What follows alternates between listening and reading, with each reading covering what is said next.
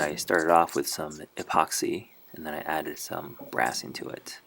Brass powder, and I don't know, I was estimating the consistency and a little bit more. It looks pretty thick right here, but by the time I was pouring into the mold is foam, by the way, just insulation foam. I have the ring inserted. As I was pouring, it's actually quite fluid. This was a good opportunity to try out some different materials as well as different types of epoxy. I've also braided some incomplete rings. These are just inserts to give it some extra strength. We have brass and epoxy. We have ebony and epoxy.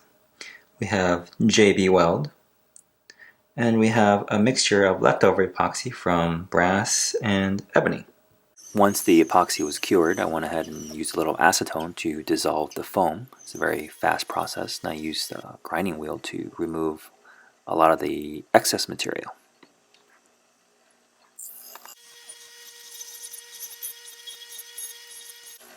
That black spot there is an air bubble.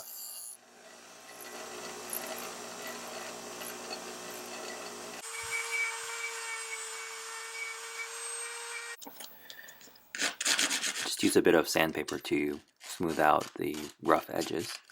I believe I brought this all the way up to 600 grit.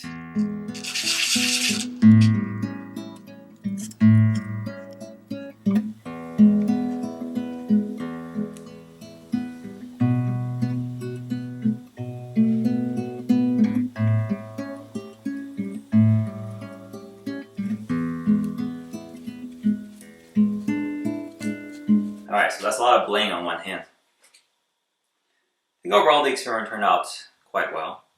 I think there are some results that were quite interesting and expected, and there were some results that were somewhat unexpected, especially the way it looks and feels. So, which is good. I used to have a professor in college, and he used to say, you know, if you do an experiment and you get exactly the result you expect, well, you really didn't do anything interesting. But if you did an experiment and you get completely different results than you were expecting, then you did something interesting. Assuming you didn't screw up on some of the controls and the way you did the experiment. So in this case, the way that it feels and it looks is quite unexpected. It's just epoxy and it's brass and it's ebony, and you mix it together, it looks like rock. It looks like it's some kind of a mineral, which is interesting. The one thing I would have to overcome, I think, is to get rid of all the air bubbles. And that might be what would be done with just tweaking the proportion of the ingredients and maybe give it a little vibration or poke at it to get that bubble out. Of course, instead of pushing, we could pull and create lots and lots of air bubble inside. And that could probably give it a very interesting texture. So the epoxy ring is quite strong. This one that didn't have a copper core in it, it feels strong and solid, but it does flex.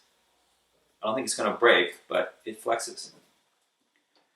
The one with a complete circular ring inside, well, this one is very, very solid, very strong. It feels like a very solid ring. And it looks like the copper ring is being revealed out of a piece of rock or something. That's kind of an interesting and unexpected effect. And the one with the incomplete copper ring, it still feels pretty solid, actually. Yeah, so as long as that ring is complete, the ring itself feels solid.